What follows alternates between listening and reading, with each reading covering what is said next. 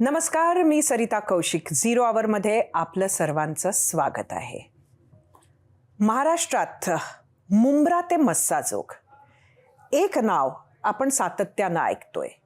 महाराष्ट्रात कुठलीही घटना घडली की त्यात राजकारण किंवा राजकीय नेते मंडळी ही येतातच, आणि त्यात एका नावाचं मात्र सातत्य आहे, आणि ते नाव आहे जितेंद्र आव्हाड यांचं. आज आपल्याबरोबर जितेंद्र आव्हाड आहेत. आपलं स्वागत करते ABP माझामध्ये. खरं तर तुम्ही आज रिलॅक्स वाटताय. एकंदरीत बीडमध्ये जे काही आपल्या मागण्या होत्या त्या सगळ्या कुठेतरी पूर्ण झाल्या, याचं समाधान आहे का? धनंजय मुंडे जोपर्यंत मंत्रिमंडळात आहेत तोपर्यंत न्यायाची अपेक्षा करणार कशी तुम्ही? आता जे जज अपॉइंट झालेत Tahaliyani, until unless he looks at Dilip Bhosale, Akshay शिंदेच्या बाबतीत दिलीप भोसलेंनी जो आज निर्णय दिलाय, असे न्यायाधीश असतील, म्हणजे असे निर्णय आले तर, आणि शेवटी तुमची जी इन्क्वायरी आहे आत्ता जी, त्याच्यामध्ये त्यांच्यावरती दबाव किती जातो हा खूप महत्त्वाचा आहे ना. आता दिलीप भोसलेंवर दबाव तसा, म्हणजे he is a very matured retired chief justice of Allahabad high court, म्हणजे उत्तर प्रदेश हायकोर्टचे जे चीफ जस्टिस आहेत. त्याच्यामुळे आता ह्या बीड प्रकरणात जे इन्क्वायरी करणार आहेत किंवा परभणीच्या प्रकरणात जे इन्क्वायरी करणार आहेत, त्यांचं स्वातंत्र्य, विचार स्वातंत्र्य, निर्णय स्वातंत्र्य अबाधित राहील ह्याची काळजी आता देवेंद्र फडणवीस साहेबांनी घेतली पाहिजे. किंवा किंवा शंका वाटते किंवा मंत्रिमंडळात माणूस का ठेवत नाहीत. अनेक जणांची अशा इन्क्वायरीच्या वेळेस पवार साहेबांनी किंवा लोकांनी अंतुलेंनी राजीनामा दिला, निलंगेकरांनी राजीनामा दिला, विलासराव देशमुखांनी राजीनामा दिला, RR पाटलांनी राजीनामा दिला. का दिला? की न्याय व्यवस्थेवर आमचं दडपण येता कामा नये. आमचा काही हात नाही त्याच्यात, पण असं न्याय व्यवस्थेवरती हा दडपण येणं हे क्रमप्राप्त आहे. त्याच्यामुळे याच्यातनं बाहेर पडायला पाहिजे. पण अजून त्यांच्यावर कुठला गुन्हाही दाखल नाही. कोणावरती? धनंजय मुंडे. नाही ना, नको द्या ना, नको असू द्या. त्यांनीच स्वतः सांगितलं की वाल्मिक कराडा सर्वात जवळचा आणि खास माणूस आहे माझा. विष्णू चाटे हा राष्ट्रवादी काँग्रेस पक्षाचा केस तालुका अध्यक्ष आहे. हे अपॉइंट कोणी केलं? कोणाच्या सांगण्यावरून अपॉइंट केलं? असं तुम्ही म्हणजे अंगाला चिकटलेलं असंच फेकता येत नाही ना, त्याचे व्रण राहतात. तसा व्रण राहिला ना. त्यामुळे वाल्मिक कराडचा जोपर्यंत निर्णय होत नाही तोपर्यंत त्यांनी मंत्रिमंडळात राहून कुठलीही चौकशीला अर्थ काय? वाल्मिक कराड गुन्हेगार आहे, पहिल्या दिवसापासून आम्ही बोंबलून सांगत होतो विधानसभेत. आत्ता त्याला कुठे कारवाई झाली? ते पण मला वाटतं ते देशमुखांनी अंतिम पाऊल उचललं की आम्ही जीवच देऊ, तेव्हा जरा काहीतरी सूत्र फिरली. आता हे सगळं का होतं? ते पॉलिटिकल दबाव. आणि कोएलिशन गव्हर्नमेंटमध्ये हा पॉलिटिकल दबाव काम करत असतो, 100% काम करत असतो. कारण शेवटी तुम्हाला गव्हर्नमेंट टिकवायचं असतं. तर आता काय मोर्चा धनंजय मुंडेंच्या राजीनाम्याकडे? पहिल्या दिवसापासून सांगतोय की वाल्मिक कराडला अटक करत असतानाच धनंजय मुंडेचा राजीनामा घ्या. मी काय आज बोलत नाहीये, नव्याने काही मागणी करत नाहीये. मी अजूनही सांगतो, खून धनंजय मुंडेंनी केला नाही. पण आपण जितक्या ताकदीनं बोलत आहात तेवढ्या ताकदीनं आपल्या पक्षातील इतर नेते मंडळी ती मागणी करत नाही, त्या ताकदीनं लावून धरत नाही. सगळ्यांनीच केली पाहिजे असं थोडी आहे. पक्षातनं एकानेच बोलावं ना. त्यामुळे सगळ्यांनी कशाला बोलायचं? शेवटी it is a collective thought of the party which is being presented by me. म्हणजे आमच्या पक्षाचा जो सामुदायिक विचार आहे तो मी घेऊन जाण्याचं काम करतो, बाकी मी काही वेगळं करत नाही. म्हणजे मुंब्र्याहून थेट मस्साजोग आपण गाठलं तर हा आपला स्वतःचा निर्णय होता की पक्षानं खास आपल्याला सांगितलं की हा विषय आपण उचलायचा? असं आहे, इशारा भी काफी होता है. पक्षाची काय मानसिकता आहे किंवा नेत्याची काय मानसिकता आहे हे नाही समजलं तर मग 35 वर्ष पक्ष ते माननीय साहेबांबरोबर आणि ह्या पक्षात 99 नंतर राहिलो कशाला? त्या पक्षाची, त्या नेत्याशी माझं भावनिक नातं आहे म्हणून राहिलो नाही. मलाही वेगवेगळ्या पक्षाचे मार्ग उघडे आहेत. शेवटी मनाने आपण तिथे आहोत, हृदयाने आपण तिथे आहोत, भावनेने आपण तिथे आहोत, म्हणून आपण इथे आहोत. नेहमी तुमच्याबद्दल बोलताना असं म्हटलं जातं की तुम्ही शरद पवारांचे ब्लू आईड बॉय आहात, असं तुम्ही म्हणता. असं आम्ही म्हणतो कारण असंच परसेप्शन आहे आपल्याबद्दल. Perception, every perception is not truth ना. पण आपणच आता सांगितलं एक भावनिक नातं आहे. मस्सा म्हणजे त्यांचं नाही, माझं. त्यांचंही काय असेलच, नाही मला माहित नाही, पण माझं नक्की आहे. काय ब्रीफ देऊन पाठवलं त्यांनी तुम्हाला मस्सा जोगला जाताना? मस्सा जोग मी आज माझ्या म्हणजे शपथेवर तुमचा विश्वास असेल, महाराष्ट्राचा असतो, शपथेवर सांगतो, मस्सा जोग हा विषय पण त्यांनी माझ्याशी काढला नाही, विषयही काढला नाही. Probably he knows that whatever he does with a selfless interest. त्याचा काही वैयक्तिक स्वार्थ नसतो. हा लढाईत उतरतो तेव्हा एक मुद्दा घेऊन, तत्व घेऊन उतरतो, त्याचा वैयक्तिक स्वार्थ शोधणे. माझा काय स्वार्थ आहे मस्सा जोगमध्ये? पण तुम्ही असं मारू नाही शकत कोणाला. हत्या ही सर्वात घाणेरडं काम आहे. तुम्हाला जीव म्हणजे जेव्हा जन्माला का तुम्ही घालू शकता का कोणाला? नेणाराही तोच. तुम्ही काय कारण ठरता? मग त्याची सजा तुम्हाला मिळालीच पाहिजे. बाकी सगळे गुन्हे माफ होतात. मारामारी केली, डोकं फोडलं, चलो छोडो, हे बरोबर नाही. म्हणजे आहे ना, ह्याच्यात परत कायद्याचा, अधिकाराचा, सत्तेचा वापर करणं हे तर अजून भयंकर. म्हणजे जे काही बीडचं चित्र समोर येत आहे, आता लोक म्हणतात आपल्या भाषणांमध्ये बीडला बदनाम करू नका. त्या बदनामीपासून तुम्ही वाचवायला पाहिजे होतं ना. तिथे राखेचं स्मगलिंग जे काय चालतं ते काय लोक नाही करत, ते कोण करतं ते अख्ख्या जगाला माहिती आहे. कोण करतं ते अख्ख्या जगाला माहिती आहे.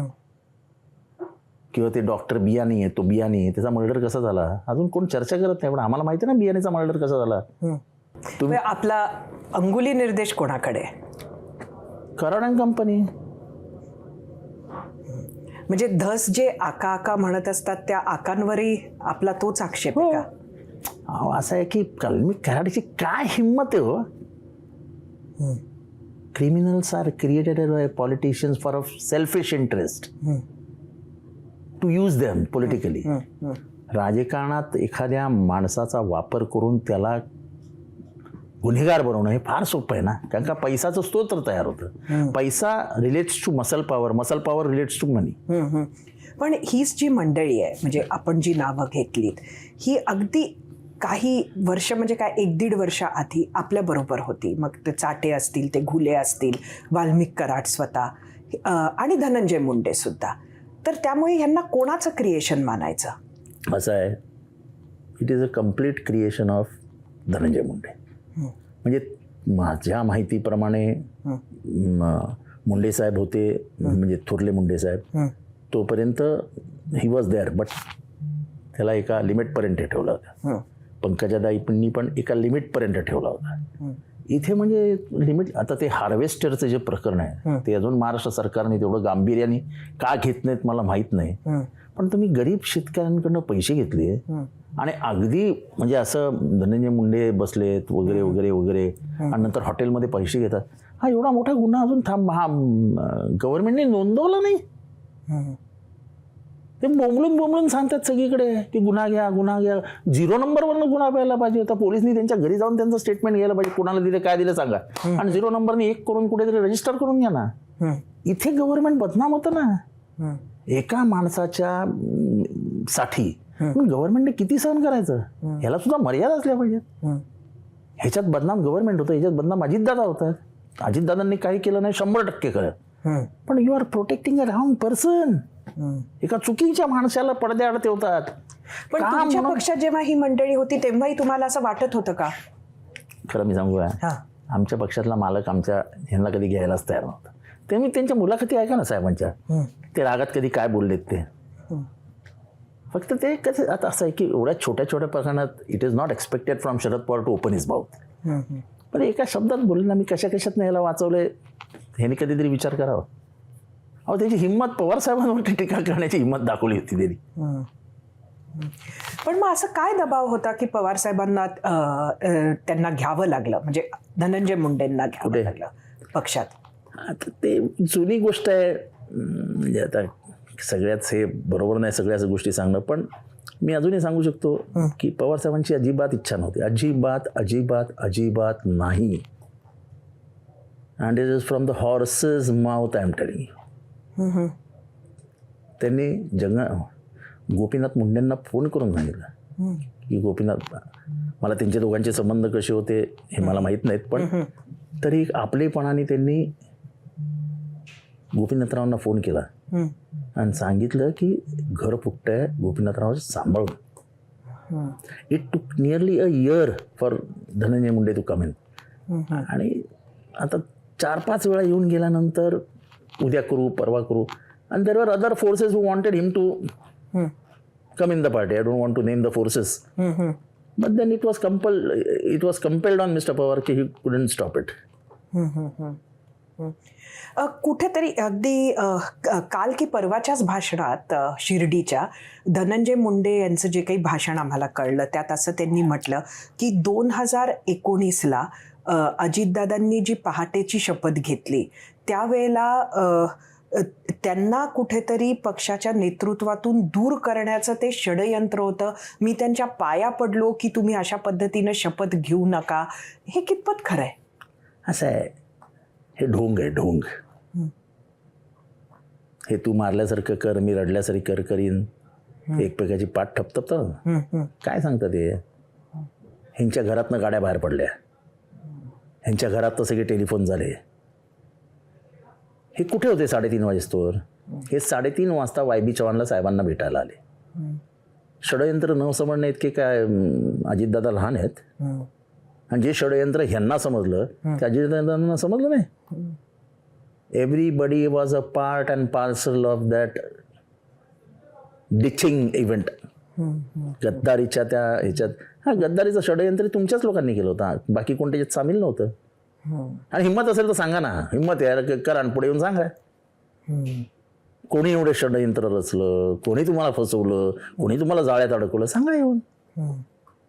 असं हवेत कधी गोळीबार नाही करायचा. वापस मस्साजोगला आहे ते. खरं तर जे काय प्रकरण होतं ते मस्साजोगला होतं.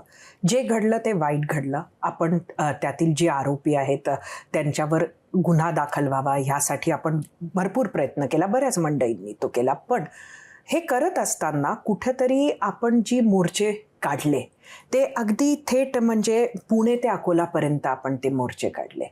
आता प्रकरण मस्साजोगचं, त्यामुळे एक आरोप आपल्यावर सुद्धा होत आला ह्यामध्ये की कुठेतरी ह्या प्रकरणातून आपला राजकीय फायदा साधण्याचा सुद्धा प्रयत्न. आमचा काय राजकीय फायदा? आमचा काय राजकीय फायदा? मी तर माझ्या जातीचा माणूस आहे, तो वाल्मिक कराड.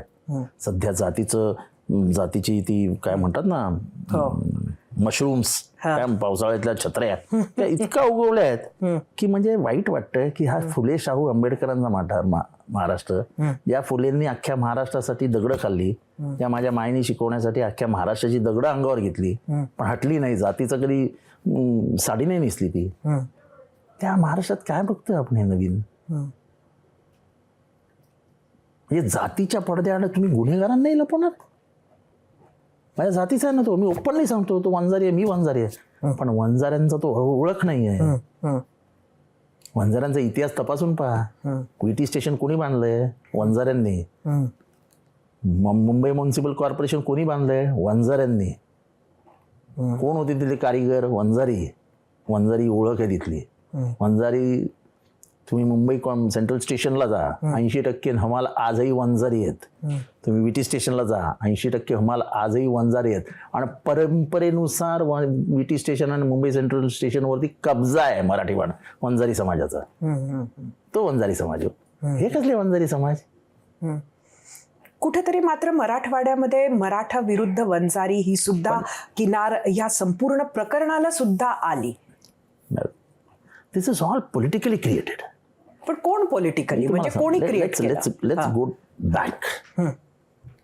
ज्या दिवशी तुम्ही ओबीसी विरुद्ध मराठा लढाई पेटवलीत पॉलिटिकली, मी छोटा माणूस आहे पण ऑन रेकॉर्ड तुम्ही बघा, मी बोललोय की तुम्ही महाराष्ट्राच्या सामाजिक व्यवस्थेचं लाची राखरंगोळी करून टाकलीत. पण जातीचं राजकारण हे खूप प्रकर्षानं वाढलं आणि खास मराठवाड्यात, आणि तेही मराठा विरुद्ध वंजारी एक किनार गेल्या 1-1.5 वर्षापासून तिथे आहे. नाही, मराठा विरुद्ध वंजारी नाही, जाणीवपूर्वक महाराष्ट्रामध्ये ओबीसी विरुद्ध मराठा हे राजकारण पेटवलं गेलं. आणि मी अजूनही सांगतो, शेवटी ओबीसी एकत्र येतातच आणि येतीलच. हे बोलणार नाही कोण, पण मी सांगतो लहान समाज आहेत.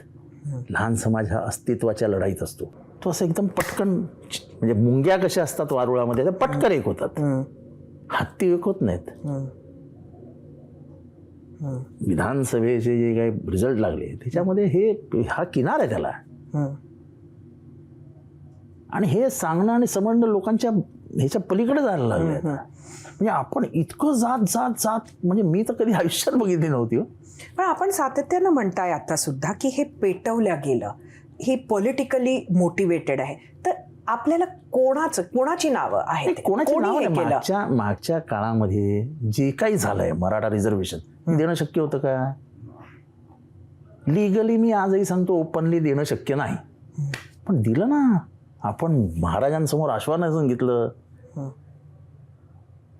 देणार महाराज, देणार. कुठनं देणार? म्हणजे आमच्यासारख्या माणसाला आजही प्रश्न पडतो की तुम्ही मोठं मोठं विधान महाराष्ट्राच्या जनतेसमोर करता, मला सांगा तर लिगली तुम्ही कशी येऊ शकता? आणि मागणाऱ्याने समजून घ्यावं ना की देऊ शकतात की नाही. हे सगळ्या बांधवांनी समजून घ्यायला पाहिजे की आपण जे बोलतो, जे करतो त्याच्यातनं आता हे बोलणं की जातीला टार्गेट करण्यासाठी वापर केला जातोय. कसलं जात रे बाबा? या जातीने मागच्या 10-15 वर्षामध्ये 50-60 आयएस तयार केले. कोण आहेत ते आयएस? ते काय श्रीमंता घरची पोरं नाही आहेत. वेगवेगळ्या तालुक्यातल्या, खास करून दुष्काळग्रस्त तालुक्यातली पोरं ज्यांना नोकऱ्या मिळणार नाही, ती खात्री पटल्यानंतर त्यांनी जी काय मेहनत केली त्याच्यातनं ती पोरं आयएस झाली. तो समाज आहे ना आमचा. आम्हाला त्याचा अभिमान आहे की ह्या समाजाने ही निर्मिती केली आहे. MPSC मध्ये किती जण आहेत, पोलीसमध्ये किती जण आहेत, हवालदार किती जण आहेत. म्हणजे माझं नशीब मी तुम्हाला सांगतो, म्हणजे आजही गाडी कधी पकडली जात नाही. सांगा 10 हवालदारांचा घोळका उभा असेल, त्याच्यातले 2 तरी वंजारी असतात. हे जातीचं प्रेम आहे. तुम्ही मर्डर कराल, तुम्ही हे स्मगलिंग कराल, तुम्ही लोकांना. आता मी तुम्हाला आज महाराष्ट्राला सांगतो, एक रामकृष्ण बांगर नावाची फॅमिली आहे. अतिशय सोज्वळ, शांत, स्वातंत्र्य युद्धात लढलेले असं त्यांचं खानदानाचे हे आहेत. त्या माणसाच्या 70 वर्षाच्या बायकोवर या कंपनीने, म्हणजे Munde and company and Karad, त्यांनी त्यांच्यावर फायलिंगचा गुन्हा दाखल केला. कोणावरती? बाईवरती. अरे काय यार, ती बिचारी बाई आणि नवरा दोघांवरही गुन्हे आहेत. फिरतायत दारोदार वॉन्टेडमध्ये. हे पोलीस, बीडचं पोलीस प्रशासन जबाबदार आहेत. खोट्या गुन्ह्यांची सगळ्या मर्यादा ओलांडल्या. त्या बांगर फॅमिलीची एक पोरगी MD, पोरगा इतकाच शिकलेला, आणि आई वडील फिरतायत. ॲट्रॉसिटीचा गुन्हा, हा गुन्हा का? तर वाल्मिक कराडला त्यांच्या सगळ्या संस्था ताब्यात घ्यायच्या होत्या. संस्था ताब्यात घेऊन वाल्मिक कराड करणार काय होता? हे कोणी सांगितलं असेल त्याला संस्था ताब्यात घ्या? काय चालू आहे? आणि हे सगळं काही महाराष्ट्राला कळत नाही. हे जे तुमचं काम जे आहे की आमच्यासारख्यांना बोला ना, आम्ही सांगू. त्याच्या पर्सनलमध्ये मला जायचं नाही. पण हे काय आहे? काय कमी आहे तुमच्याकडे? तुमची एवढी चालते, तुमचं टेलिफोनचं रेकॉर्डिंग ऐकलं ना, कोणाची माय वेळाले नाही माझे पैसे काढून घ्यायची. आता तुम्ही मुख्यमंत्र्यांनी पंतप्रधानांबद्दल बोलता, माय वेळाली नाही पैसे. तुम्हाला काही कमी नव्हतं. हे कशाला करायचंय सगळं? आणि मी हे बोलतोय ना, फॅमिली जिवंत आहे. आज उद्या परवा त्यांची जामीन होईल. मी तुमच्या स्टुडिओमध्ये पाठवतो त्यांचा, घ्या इंटरव्ह्यू. या मर्डर झाल्या, त्या मर्डरमध्ये सगळे आरोपी वंजारी आणि मेलेला वंजारी. तो बापू अंधळे नावाचं मर्डरचं प्रकरण आहे. काय आहे प्रकरण? स्वतःच्या माणसाने रिव्हॉल्वर काढून गोळी मारली आहे. कशाला खोटं सांगतात? इथे बबन गीते होता आणि हा होता आणि तो होता. त्या केसमध्ये वाल्मिक कराड आरोपी आहे. वाल्मिक कराड नंतर त्या पोलीस स्टेशनला 10-100 वेळा गेला असेल चहा प्यायला इन्स्पेक्टर बरोबर. जो इन्स्पेक्टर त्या केसमध्ये, तोच इन्स्पेक्टर नंतर मस्साजोगच्या प्रकरणात आहे, महाजन. आणि हे मी सांगत होतो विधानसभेत, तर त्याला तो खूप चांगला ऑफिसर आहे असं सर्टिफिकेट दिलं गेलं. आता त्याला काढला सगळीतनं बाहेर. आम्ही जे बोलतो ते सत्य बोलतो. आम्हाला काय त्या महाजनकडनं पैसे घ्यायचे नव्हते किंवा काय आमचा पर्सनल इंटरेस्ट नव्हता. पण ज्याचं वागणं आम्ही बघितलंय का खूनकटल्यामध्ये, त्यांनी वाल्मिक कराडे नाव तुमच्या तिथे इन्स्पेक्टर असेल परळीला, त्याला काय आठवणार नाही? FIR मध्ये नावच वाल्मिक अण्णा, वाल्मी अण्णा, वाल्मिक पण नाही, वाल्मी अण्णा. म्हणजे ह्या एका शब्दानेच अख्खी केस फिरेल उलटी कोर्टामध्ये. मी नाहीच आहे वाल्मी, कोण वाल्मी? म्हणजे हे इन्स्पेक्टरला एवढंही माहित नाही की FIR मधली नावं परफेक्ट असायला पाहिजेत. अजून बीडच्या लोकांनी तोंड उघडली नाहीत. ते ज्या दिवशी खऱ्या अर्थाने तोंड उघडतील ना, अनेकांच्या थोवाडीत बसेल. पण तरी जिंकून येतात ना तिकडनं. 201 बूथ कॅप्चर केले, 201 बूथ कॅप्चरिंग. मी तुम्हाला बूथ कॅप्चरिंगचे व्हिडिओज देतो. उमेदवाराला ढकलून दिला डायरेक्ट, चल बाहेर. मतदारांनी यायचं, शाई लवईपर्यंत जायचं, शाईच्या जागेवर थांबायचं आणि मागे फिरायचं. इथे माणूस बसलेला असतो, तो बटन दाबतो. कशा निवडणुका निघणार? 122 बूथवरती नजर ठेवा, हे हायकोर्टाने सांगितलंय. 122 बूथवरती नजर ठेवा, हे हायकोर्टाने सांगितलं. 122 तर सोडूनच द्या, 201 वरती. मी त्याशी एका पत्रकार परिषदेत सांगितलं की तुम्ही 122 बूथचं तुम्ही हे द्या ना, मला माहिती द्या ना, काय रेकॉर्डिंग आहे तुमच्याकडे. काय कोण बोलायला तयार नाही. इलेक्शन कमिशनही ऐकत नाही. कंप्लेंट झालेल्या आहेत त्याच्यावरती. 1200 मृत वोटिंग करून गेलेत. कोण वरून आले? जेव्हा यंत्रणाच तुमच्या ताब्यात आहे, हे सगळं घडत असताना पोलीस अधिकारी आहेत समोर. जेव्हा उमेदवाराला धक्काबुक्की झाली राजासाहेब देशमुखला, आणि तेच सगळी रिव्हॉल्वर गँग, ज्यांनी रिव्हॉल्वर देऊन ठेवलं होतं, असे रिव्हॉल्वर लावून असे चालताना दिसत आहेत त्या वोटिंग स्टेशन समोर. म्हणजे मला हे म्हणजे महाराष्ट्रात असं इतकी दहशत. मग आता बीडचं पालकमंत्रीपद अजित पवारांना मिळालंय, कसं बघता त्याकडे? फक्त त्यांनी मोक्यातला आरोपी सोडू नये, कारण का ते मागे एकदा पुण्यात म्हणलेले की एक मोक्याचा आरोपी आला तर मी त्याला सोडवला. फक्त तेवढीच प्रार्थना आहे की तुम्हाला पालकमंत्री पद मिळावं म्हणून धनंजय मुंडे सांगत होते. आता मी पहिल्यांदा नाव घेतोय की मी खूप प्रयत्न केले. तर त्यांनी जर प्रयत्न केले असतील तर त्यांच्या प्रयत्नांसाठी तुम्हाला त्यांचं ऐकावं लागेल. तर तसलं काय करू नका, बस, बाकी काय नाही. म्हणजे पण ते राखेचं वगैरे जे तर थांबवलं तर बरं होईल. म्हणजे किती विश्वास वाटतो की हे होईल? अजितदादा तसे नाही आहेत, पण काळाने काय बदल घेतलाय, म्हणजे काळाने प्रवाह कसा बदललाय मला माहित नाही. अजितदादा फार सहन करणारा माणूस नाही. मी त्यांचा सर्वात मोठा टीकाकार आहे, कारण का सर्वात जास्त अन्याय त्यांनीच माझ्यावर केला. मी पालकमंत्री होऊ नये याच्यासाठी मनापासून कोणी प्रयत्न केला असेल तर तो अजित पवारांनी केला. आणि माझ्यावर तर अन्यायच केला त्यांनी कायम. ठीक आहे, मला निधी वगैरे दिला, पण माझी पॉलिटिकल ग्रोथ होणार नाही यासाठी जाणून बुजून प्रयत्न करणारा माणूस म्हणजे अजित पवार. म्हणजे आधीपासूनच तुमच्याकडे असे 2 गट होते का पक्षात? एक अजित नाही, आमच्याकडे गटच नव्हते. आमच्याकडे शरद पवार नावाचा एकच गट होता. त्यानंतराने हे सगळं सेल्फ इंटरेस्ट, ठीक आहे, त्याच्यात I should go deep into that. मला काही फार खोलात जायचं नाही, कारण का मला साहेबांनी जेवढं दिलं ते माझ्या नशिबात होतंय मला माहीत पण नव्हतं. हे सगळं बघितल्यानंतर मला साहेब देवापेक्षा मोठा वाटतं. पण आता एक अशी सतत चर्चा ऐकू येते किंवा ते कंजेक्चरही असेल की दोन्ही राष्ट्रवादी एक होणार, फक्त सुप्रिया सुळे. कदापि शक्य नाही, कदापि शक्य नाही. फक्त सुप्रिया सुळेंच्या मंत्रिपदावरून अडलंय. हो, सुप्रिया सुळेला मंत्रिपद द्यायचं असतं तर 2004 सालीच दिलं असतं ना हो, किंवा त्याच्यानंतरही दिलं असतं, किंवा मग 2014 नंतरही दिलं असतं. काय एवढं मोठं शरद पवारांनी एक मंत्रिपद?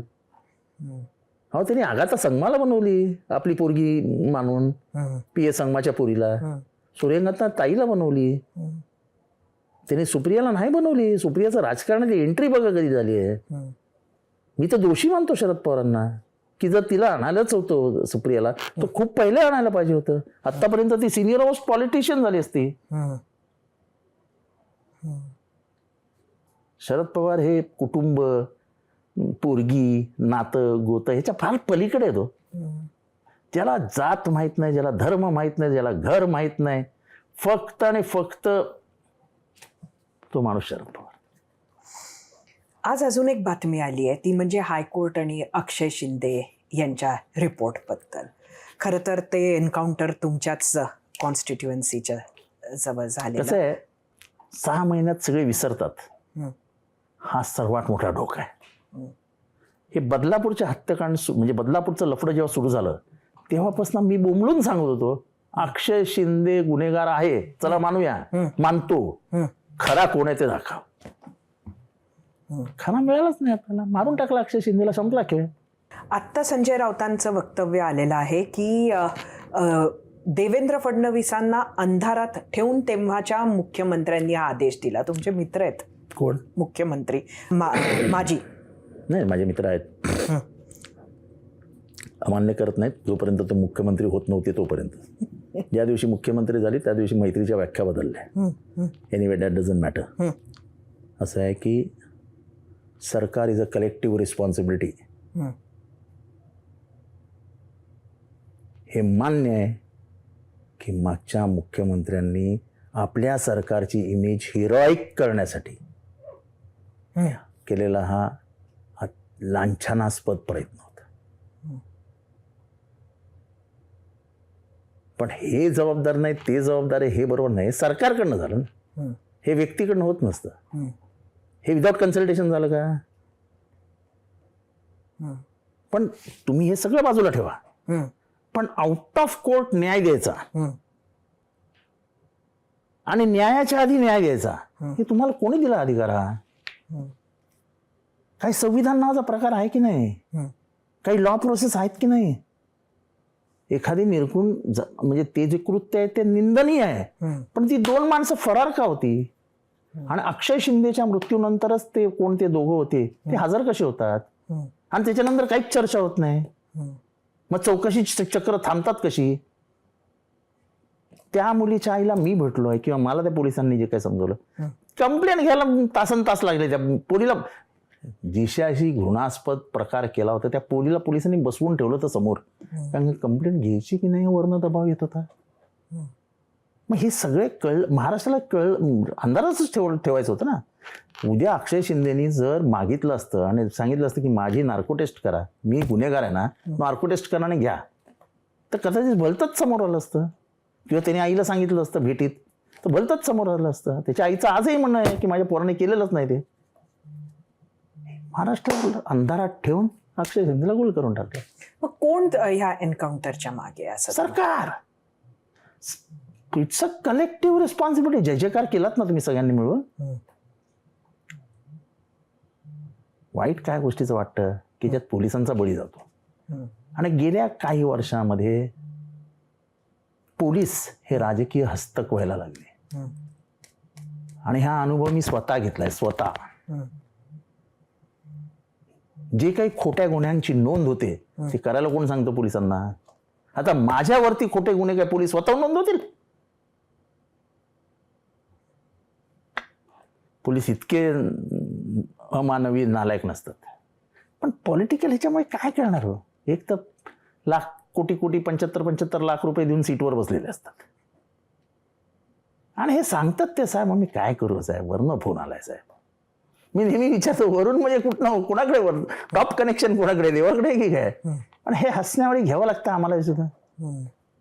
पण ही सिस्टीम ही वाईट आहे. Which actually creates revenge in the heart. आणि हे राजकारण महाराष्ट्रात कधी नव्हतं. ते राजकारणाला सुरुवात झाली. हे जे सत्ता आल्यानंतर गुन्ह्यात गुतवायचं एखाद्याला, हे महाराष्ट्रात कधी नव्हतं. हे तामिळनाडूत होतं, हे महाराष्ट्रात नव्हतं. जर तुमची सत्ता आली असती तर आता तुम्ही रिव्हेंज घेतला असता का? काय विचार केला होता? मला माझं वाक्य संपू द्या. देवेंद्र फडणवीसांनी पहिलं भाषण केलं विधानसभेतलं, पहिलं भाषण. आणि त्यांनी सांगितलं की विरोधी पक्ष आणि सत्ताधारी यांच्यातला संवाद कमी झालाय, तो संवाद मी वाढवणार आहे. I was the first man to come out and congratulate him. की महाराष्ट्राचं राजकारण संवादावरच जिवंत राहिलं. ठीक आहे, तुमचा आणि माझा वैचारिक मतभेद असू शकतात, पण आपण एक दुसऱ्यांचे वैरी नाही. आताचं राजकारण हे वैर आहे, सूड, राग. आम्ही शरद पवारांकडे अनेक विरोधी पक्षाचे नेते हसत खेळत चहा पिताना म्हणजे for that matter Balasaheb Thackeray आणि शरद पवार अत्यंत जिव्हाळ्याचे मित्र, पण तेवढेच अत्यंत जिव्हाळ्याचे म्हणजे कट्टर वैरी, पण वैचारिक आणि ते असायला हवं ना. पण तुम्ही अगदी ठरवून, अच्छा जितेंद्र माझ्या विरुद्ध बोलला काय, बघतोस आलेला मध्ये अख्खं आयुष्य खराब होतो. एक शेवटचा प्रश्न असा आहे की आत्ता पालकमंत्री पदांची यादी घोषित झाली, त्याच्यावर स्टेही आला.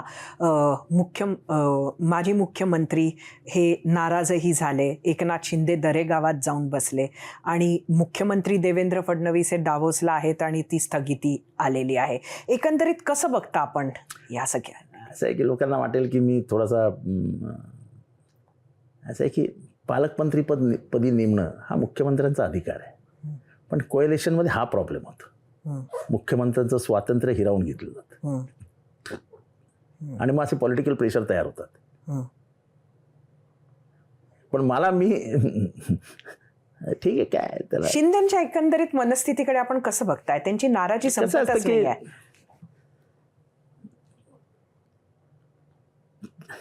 नॉट मच टू से, जाऊ द्या, दुसऱ्याच्या घरात कशाला बघायचं, आपण चालू द्या. आपले मित्र आहेत, आपण त्यांना तुमचा अभ्यास फार जवळून आहे.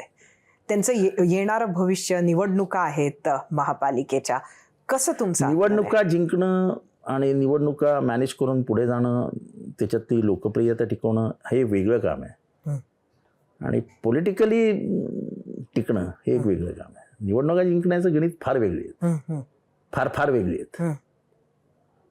पण असं मी त्यांना सांगितलं, असं दरवेळेस रुसणं म्हणजे, तसं तो हृदयाने खूप चांगला माणूस आहे, पण आजूबाजूचं गोतावळं फार डेंजरस आहे. हे एवढं ओपनली कोण बोललं नसेल आजपर्यंत.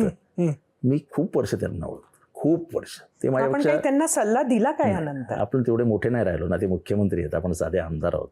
आपली अवकात आपण ओळखायला पाहिजे ना, जरी मी त्यांना सिनियर असलो तरी.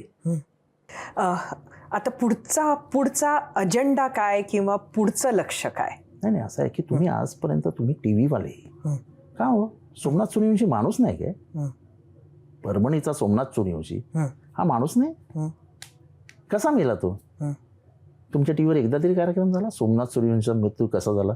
तुम्ही करा. आम्ही केला. म्हणजे कसा झाला अगदी ह्या टायटलनी जरी नसेल तरी आम्ही त्याला आमच्या, मला सांगा तुम्हीला कसं?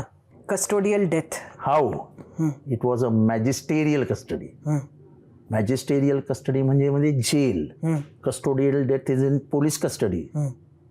मॅजिस्टेरियल कस्टडीमध्ये एखादा माणूस मरतो हा सरकारला तर लांछनास्पद बाब आहे. नक्कीच. मग मेला कसा? किती वाजता मेला? कुठे मेला? मग त्याच्या पाठीवरती इंजरीज कशा दिसल्या? मग पोस्टमॉर्टम मध्ये कसं आलं? शॉक, मल्टिपल इंजरीज, हे कसं काय लिहिलं गेलं? असं आहे की एका छोट्या समाजातला माणूस, गरीब घरातला माणूस, ज्याच्या समाजाला आवाजच नाही महाराष्ट्रात, म्हणून आपण दुर्लक्षित करून टाकलो. इथे माऊलीला म्हणजे ती भेटली नाही मला कधी, मी गेलोही नाही, पण तिच्या म्हणजे पाय पकडून तिला सांगितलं, तिला मानली पाहिजे. तिला 10 लाख या सरकारने दिले, सांगितलं मला माझा पोरगा आणून द्या. अशी जिजाबाईच या महाराष्ट्र घडवते. राहुल गांधी त्यांच्या घरी भेटीला गेले होते. मात्र एकंदरीत म्हणजे दोन्ही घटना ह्या तेवढ्याच गंभीर आहेत, संतोष देशमुख असो किंवा सूर्यवंशी असो. पण एकंदरीत त्याच मराठवाड्यात पण लक्ष एका घटनेकडे राजकीय नेत्यांनी सुद्धा दिलं नाही, हे तुम्हाला मानावं लागेल. नाही, मी इतरांबद्दल माहित नाही, पण मी जेव्हा बोलतो, मी आता ओढून आणलं की नाही सोमनाथ सूर्यवंशी, मी जेव्हा बोललो जाहीररित्या, मी सोमनाथ सूर्यवंशी आणि संतोष देशमुख हे एकत्र आणले.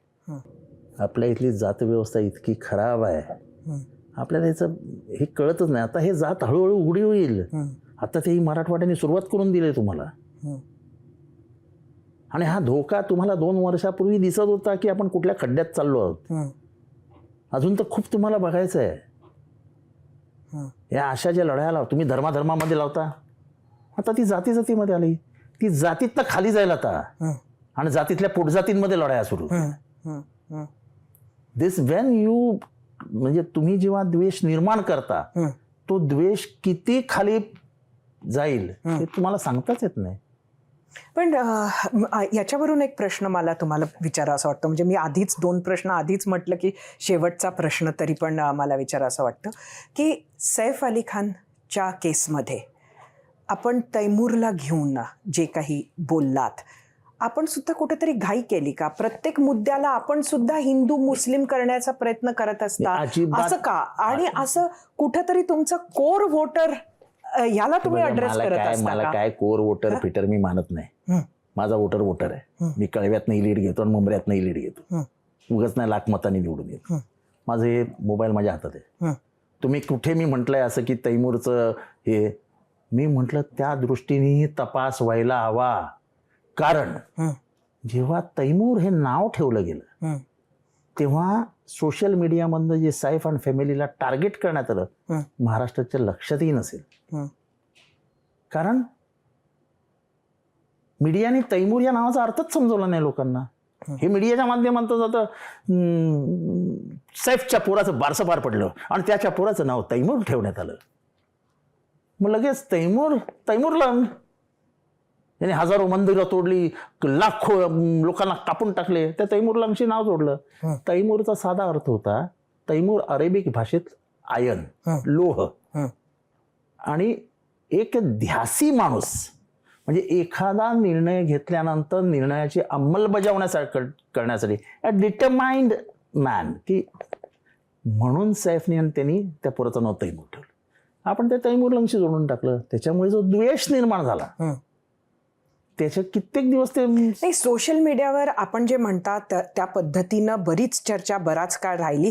हे अमान्य करायचं कोणाला कारण नाहीये, पण हाच मुद्दा आपल्याला का रेस करावा वाटतं? असं का आपल्याला शंका आली? मी माणूस आहे, मी चारी दिशाने विचार करतो. मी कोण चौकस माणूस आहे. ती जी घटना आहे सैफची, हे माझ्यासारख्या शंकेखोर माणसाला हे वाटणारच. वाटणं स्वाभाविक आहे. बिलकुल मी कॉन्ट्रोवर्सीला घाबरलो नाही आणि मी घाबरतही नाही. कारण अर्ध्या लोकांना तैमूरचा अर्थच माहित नव्हता. अजूनही त्याच्यावर चालू आहे. त्याने तैमूर नाव ठेवलं, मग तो हिंदू. अरे काय त्यांचा संबंध? हिंदू विरोधी आहे. आपण हीच आशा करूया की अशा पद्धतीची हिंसा महाराष्ट्रात व्हायला नको. हिंसा करणाऱ्यांवर कडक कारवाई झाली पाहिजे आणि राजकारण त्यात येऊ नये. आणि त्यामुळेच जी व्यक्ती खरंच ही हिंसा करते तिलाच शिक्षा व्हावी. हिंसा करतेपेक्षा हिंसा करायला लावणारे, त्याला प्रोत्साहन देणारे, नक्कीच, आणि हिंसापेक्षा मृत्यूला जबाबदार. हिंसा ठीक आहे, 2-4 लाट्या इथे फिरवल्या ते दॅट इज ओके, चला चालतं. आणि त्यात राजकारणही येऊ नये आणि राजकीय नेत्यांनी सुद्धा अशा पद्धतीनं हस्तक्षेप करू नये ही आशा आपण करूया. मीच बोललोय ना की politicisation and interference of politicians in the process of law and in the police administration will ruin Maharashtra. मीच बोललोय. आपण आलात आणि आमच्या सर्व प्रश्नांची आपल्या ओपनली उत्तरं दिलीत, त्याबद्दल खूप खूप धन्यवाद. मला बोलायला मी आपला खूप खूप आभारी आहे. एबीपी माझा, उघडा डोळे बघा नीट.